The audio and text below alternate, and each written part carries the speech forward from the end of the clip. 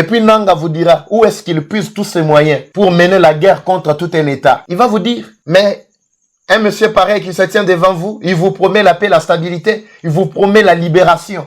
Il vous libère en quoi? Si lui-même est pris d'abord en étau par les Occidentaux, les multinationales, ceux qui l'instrumentalisent, qui l'envoient déstabiliser, tuer leurs propres frères et sœurs. Ils les tuent sans pitié, ils tuent. Et les autres là, les soi-disant les Ngoma, qui parlent, qui disent que nous mangeons même la chair humaine.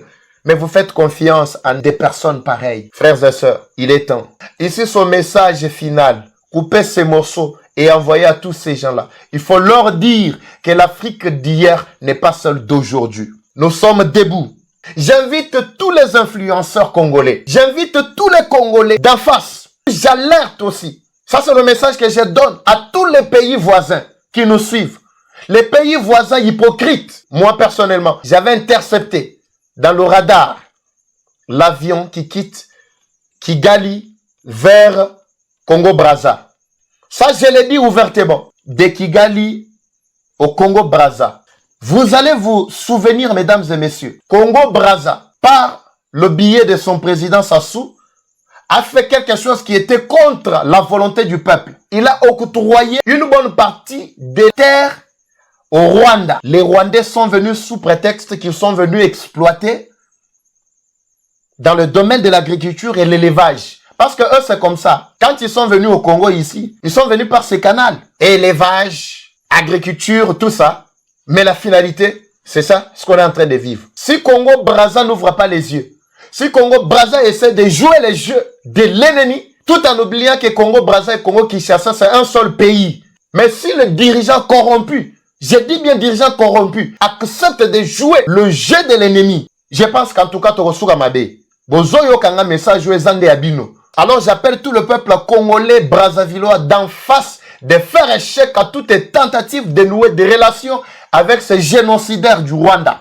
N'acceptez pas de les héberger chez vous. Ils commencent par un pas et demain après-demain, vous n'allez pas vous reposer. Ces dirigeants ici vont partir. Comme je viens de le dire, Tshisekedi partira un jour. Les Sassou là partiront un jour. Kagame lui-même, Maigrichon là, regardez sa santé. Vous pensez qu'il va faire 10 ans? Mais le peuple rwandais restera comment? Avec quelle relation avec ses voisins? Parce que eux, ce qu'ils cherchent, c'est leurs propres intérêts. Et quand ça a commencé à barder à Kigali, mais il a pris sa famille, hein, il a mené ça à l'étranger. Vous avez suivi? Sa famille n'est pas là, lui-même est en l'air. C'est leurs intérêts. Alors, cette guerre, je ne veux pas que ce soit entre les peuples. Ce sont des dirigeants qui se battent.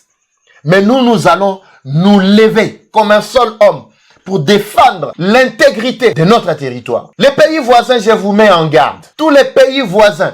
Ouganda d'abord, toi tu es cité. Ouganda qui cherche, qui a toujours joué les jeux de l'ennemi. Tu as notre avertissement. Parce que quand Kagame sera effacé, en tout cas Ouganda ne sera pas épargné. Vous qui soutenez, soi-disant, le Rwanda jusque-là, les pays africains, c'est le temps de vous désolidariser de ces génocidaires de Kagame. Il est temps de vous séparer de ces gens qui vous créent des problèmes de temps à autre. Sinon, demain après-demain, ces gens-ci partiront. Je ne sais pas ce que vous allez devenir. Le message doit atteindre tous les amis voisins qui sont en train de nous suivre. J'insiste, comme Kagame s'est rendu au Congo-Brazza pour s'entretenir avec son ami Sassou là-bas. Comme ils sont tous les gens qui aiment tous la guerre de temps à autre, ils ne cherchent, ils ne veulent pas la paix.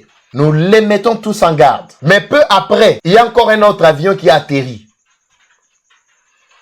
Là, je pense que nos autorités sont déjà mieux placées de comprendre que le petit jeu, il cherche par tout le moyen, chercher à entrer par le canal d'un autre pays qui doit servir le Rwanda d'arrière-base pour menacer Kinshasa maintenant. Parce que Rwanda s'est rendu compte que la capitale Kigali, ou le Rwanda jusqu'à Kinshasa, c'est plus de 3000 kilomètres. Maintenant, il faut s'approcher.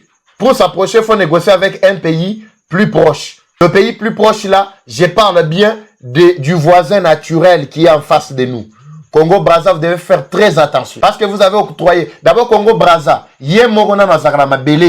Congo-Brazza n'a même pas de terre suffisante, d'abord pour sa propre population. Mais comment Congo-Brazza doit octroyer encore une partie des terres au Rwanda? Sachant bien l'agenda caché du Rwanda. Alors, nous devons faire très attention. Là, je mets en garde les pays africains qui tenteront également de jouer le même jeu. Parce que quand le monde sera, l'Afrique sera embrasée, je pense que c'est le monde entier qui sera inquiété. Ça, c'est encore le début. Nous devons vraiment mettre fin à ça. Parce que trop, c'est trop. Nous sommes debout pour la cause de notre pays. Pour la cause de notre pays.